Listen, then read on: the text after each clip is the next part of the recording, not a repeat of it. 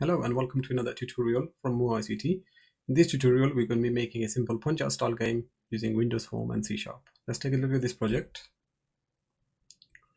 So in this project, I have a enemy boxer called Tough Rob, who's basically going left and right from the player, and he can change pictures depending on the punches and the blocks that he wants to do. And this is controlled through a timer. And also we have the player that can block. So while I'm blocking, if the other boxers attacking, the life won't go down. So I have two of these progress bars on the top there. I can press left for the left jab, right for the right jab, and I can also press back for block. Okay, and if the player's life goes down before the other boxer, then the other boxer obviously wins, and it shows the message box here. And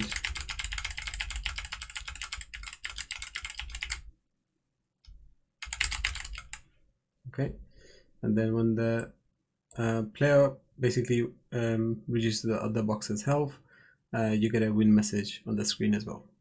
Okay, so we're going to be making this one entirely on Windows Form. Let's go ahead and create a new project. So before we do that, make sure you download the pictures from the MOO ICT website. So we have here are all the player images. So you got your block, left, right punch, and stand. And then we also have 4 images for the boxer, which is stand, block, punch left, punch 1, and punch 2. And you also have the picture of the ring as well as the background. Okay, so make sure you download them, and we're going to be importing them into the project after we create it. So on this window in Visual Studio, just click on create a new project. I'm going to pick the Windows Form app.net, and I'm going to name this one simple punch-out game ICT. Click next. .NET 6 is fine. Okay, so here at my blank project, first I'm going to go ahead and change the form size to 750 by 600. Okay, so that's the size of the game screen that we want, and then I'll add a title to this one as well. Simple punch-out game ICT. Okay, make sure you save your project as frequently as possible. Time to import the background images. So still in the properties window for the form, let's go to background image, select that project resource file, then import all these images to the project. Okay, we just scroll up and pick the background image here. Okay, and then it doesn't fit quite right just yet. So from the option below the background image, you'll see this one here, and then it says basically background image size. We can click on that and then click on stretch. So it just stretches the image to the size of the window. Okay, and now first thing we're going to do is we're going to grab a couple of progress bars and place them right under the names on the picture. So we have Tough Rob, and then we have you.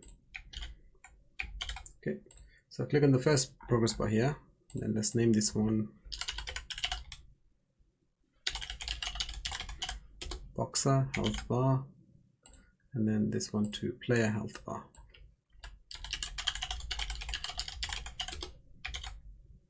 Okay, and then we are going to import a picture box. Okay, so the first picture box here, we can go to right click on the picture box, click on choose image, and then we're just going to pick box stand here. Okay, and if I click on the little triangle there, I get this option, and then I can select auto size. Auto size basically means the picture box will wrap around the size of the actual image, because the image will change, so the auto size actually works out better. So the picture has already been resized to the level, so it will be easier for us to implement in the game. Okay, so you can see the background still got the white outline around it. We're going to go to the back color and set that to transparent. One more thing we need to do to the form is we need to enable double buffer, so we get better frame rate from this one, because this has a background image and then the box image will be going left and right, so we want it a little bit smoother frame rate when it runs. Okay, I'm going to copy and paste the boxer here, and I'm just going to import the enemy boxer stand. Last one. Okay, so I'm going to move it down here. So at the moment the picture is over the player, I'll click on center back, goes to the back of the player. So about there is fine.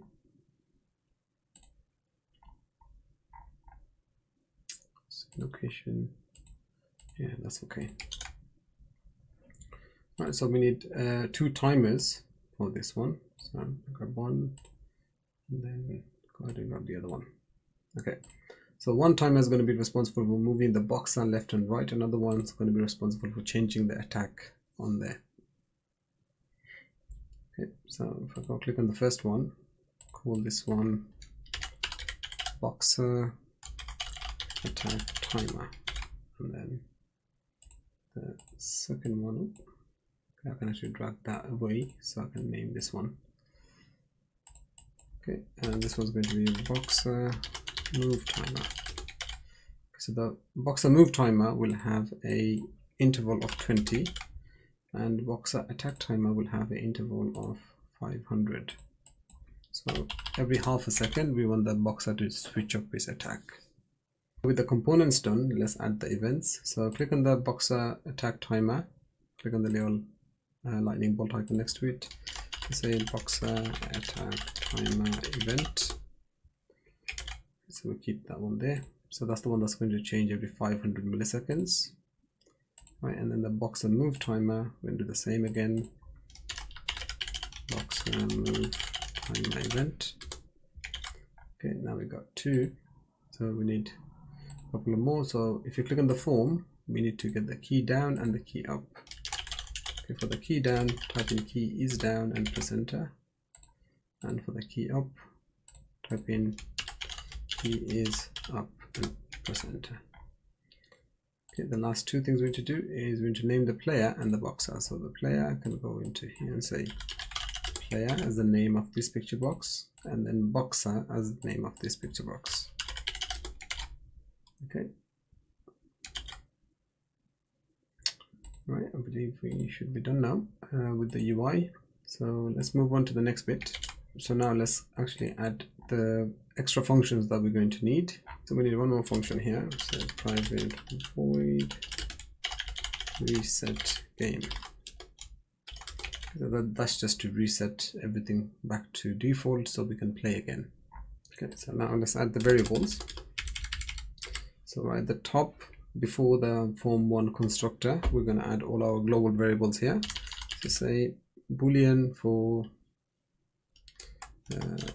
player block equals to false, so that when the player is actually blocking the attack, and then bool for enemy block equals to false by default. Let's do a new random instance of the new random class. Then let's do an integer for enemy speed equals to 5, integer index equals to 0. So this index is going to be used to generate a number between the number of attacks that the enemy has, and then we're going to show that image based on that. Okay, and I will explain more about how to implement that a little bit later on. After that, we have info player health equals to 100, and then info enemy health is equal to 100 as well. Okay, and lastly, we're going to need a list of string. No, enemy names is going to be enemy attack. Okay, and so there's normal brackets. We're going to do the curly bracket here, and then here it's going to be left, right, and block. Okay, so these are the 3 moves that the enemy has. So between left jab, right jab, and the block. Okay, and we're going to be using the index integer that we created here to select one of the values from this list here. Okay, so let's go ahead and run the reset game function here. So when the form1 constructor will load, it will load the reset game function. Let's do the boxer move timer. So move timer is the one that's running at 20 milliseconds. So this one would be a useful timer to keep track of the enemy health, enemy movement, and also who wins and who loses, because this one will be updating more frequently. So it will give a little bit more real-time feedback to the player on when they're playing the game. Okay, so let's set up both health bars here. Say if player health is still greater than 1, then we'll say player health bar dot value is equals to player health Okay, so the health bars, if the player health goes below 0, health bar is basically going to crash the application. The reason being is because anything that goes, the value here is always a positive number. It can never go to a negative number. So this is why we're using an if statement here to make sure that while the player health is greater than 1, so we're still in the safe spot there, and you know, this number you can set it to 0 as well. So as long as it's greater than 1, the health bar will track, so it will sync with the player health. Otherwise, we don't want the health bar to be syncing with the player health, because it might possibly go down below 0, and that will cause problems on running the application. So we'll do the same thing with the enemy health as well. Greater than 1, boxer health bar value equals to enemy health. Okay, so with that done, now let's move the boxer. Okay, so boxer.left is going to be plus equals to enemy speed, which is set to 5. Then we will say if boxer.left is greater than 430. So basically what we're looking for is we want the boxer to go up to here, and then as soon as it gets to 430, for it to move down this way, and then do the same when it reaches about 220 or so. Okay, then we're going to say enemy speed equal to -5, so it's going to reduce it, so that way it's going to move towards the left. Then we'll say boxer.left is less than 220, enemy speed is going to be back to 5 again. Okay, so if we were to start this timer here, and then if I run this application now,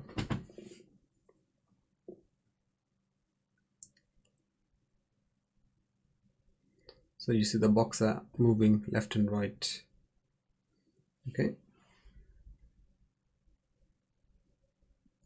and you'll notice that the images are not fully transparent, because you can see that little blue bit. That's because when we set the background image for the form, and when we set this one to transparent, it's inheriting the background from the form but not from the boxer, because these things are not seen as layered as you normally would. That's one of the problems with using picture boxes a lot of times, because the transparency doesn't quite work out.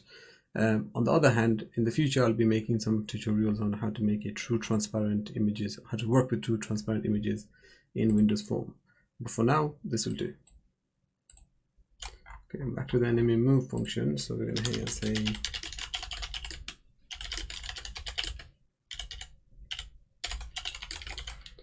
okay, let's check for the end game scenario here. So say if enemy, let's see, say if enemy health is less than 1. So we're going to say boxer attack timer stop, and then boxer move timer stop as well. Okay, we're going to say message box dot show. So this is when the player has beaten the boxer, right? So you can say will you win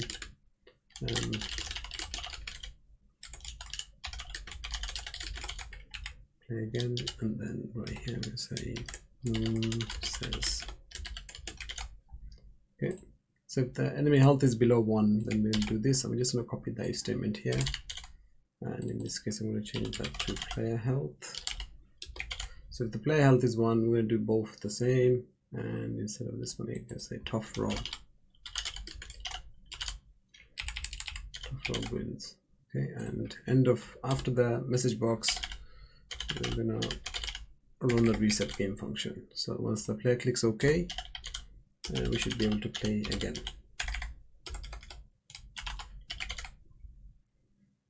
Okay, perfect. So those that's for the enemy the boxer move timer, right?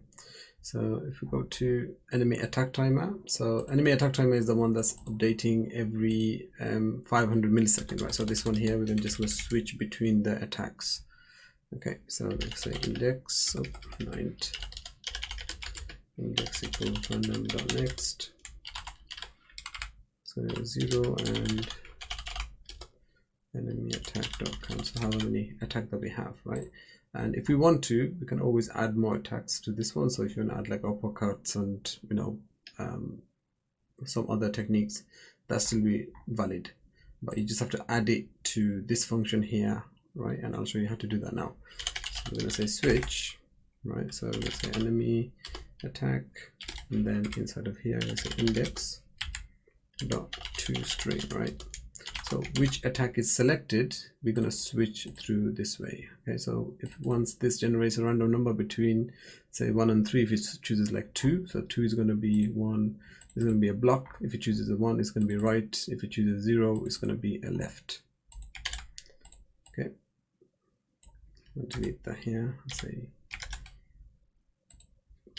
case left, right? So if it's selected left, right there first, and then right here we're going to say boxer.image is equals to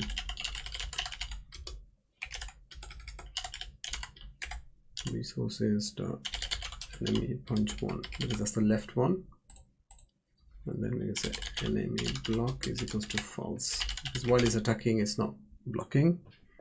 And after that we'll say if, so now we can check if the player and the enemy are colliding together. If they are, then we want to reduce some health from the player. Okay, so we're going to say boxer.hands.intersect with player.bounds, and we also want to check if player block is equal to false. Okay, so if the player is not blocking and the boxer and the player are colliding with each other, then we're going to say player health is minus equals 5. So we want to take 5 away from the player each time that happens. Okay, and then of course we're going to do the break. We're going to copy this from inside of it, and then now we'll do the case right.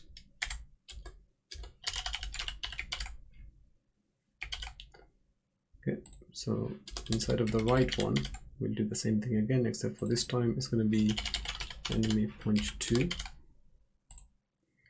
Okay, and we also not blocking.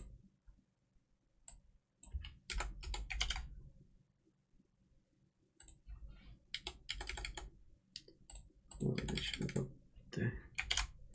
Sorry, just indented it before, but that's fine. Now we're going to say case block. So if it's blocked, what do we do then? Okay, so if it's blocked, we just need these 2 lines here to say enemy block, and then enemy block is going to be true. So while enemy is blocking, we can't damage the enemy at that time, even if you're punching. And the same thing again, if the player is blocking, then if his player's blocking is true, although the enemy showing the animation, you won't be able to damage the player. Hopefully that makes sense. So we have got the one random number generator here, a switch statement with 3 statements inside for left, right, and block. Okay. So if we go ahead and enable the other timer, and let's try it out and see if that works. So we're just going to set that one to true. Let's see if it actually changes that. So as you can see, now the enemy box is actually changing images and our health bar is going down.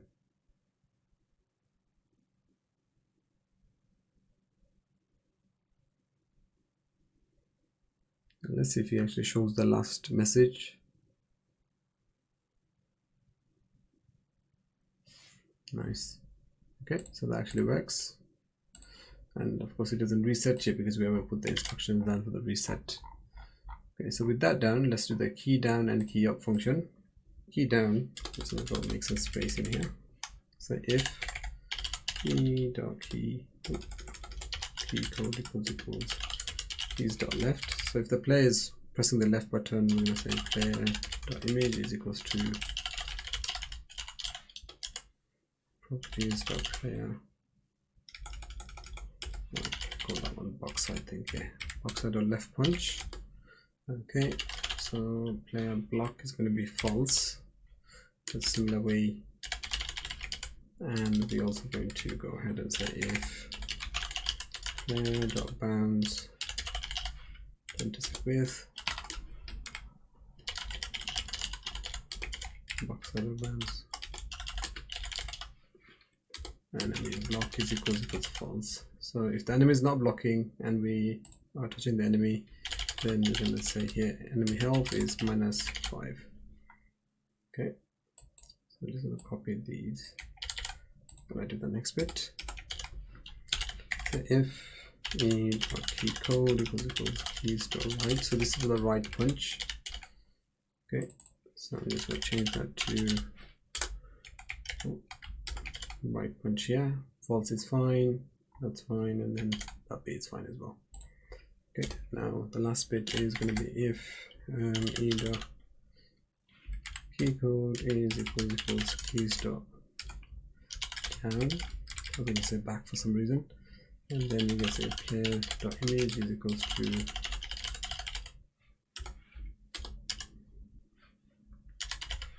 boxer.block, and then block is going to be true. Okay, so the key down is basically just for the left, right, and down. So the left, right is going to show each individual punches and check for if the collision is happening between them and reduce the enemy health. If the down is pressed, then the player is blocking, and then it's showing the block image. Perfect. Okay, and then the last bit to do is the key is up and the reset. Okay, so for the key is up, we're just basically going to show the stand image. So say the image equals to resources dot boxer stand, and then obviously player block is going to be equals to false.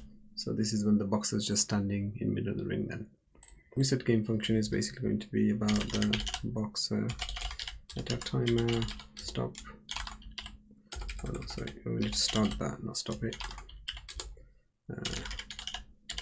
Boxer move timer start, player health set to 100, enemy health set to 100 as well, and then just boxer.left is going to be about 400.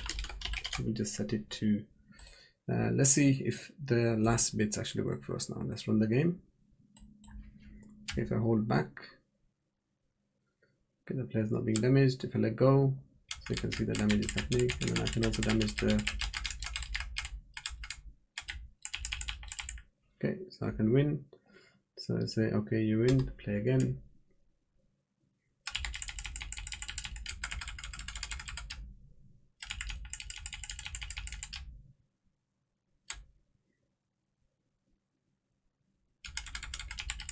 As you can see, if you spam the keyboard, you can actually win quite easily, because we don't set a standard timer or anything. But see what kind of improvements you want to make to this game, and see what kind of other stuff that you're going to come up with, hopefully to make it even better.